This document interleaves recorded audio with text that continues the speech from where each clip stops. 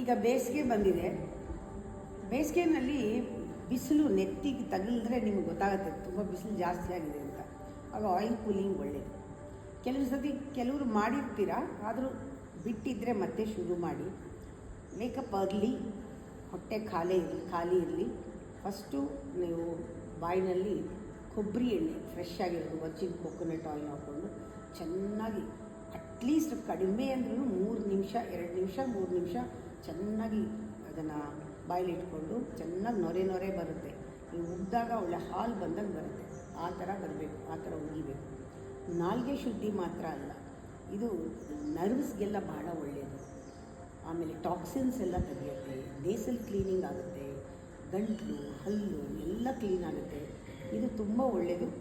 Oil cooling ಮಾಡಿ ಆಮೇಲೆ ನೋಡಿ ರಿಸಲ್ಟ್ ಬೇಕಾದಷ್ಟು ಇರೋದ್ರಿಂದ ಹೇಳೋಕ್ಕಾಗಲ್ಲ. ನೀವು ಮಾಡಬೇಕು, ನೋಡಬೇಕು.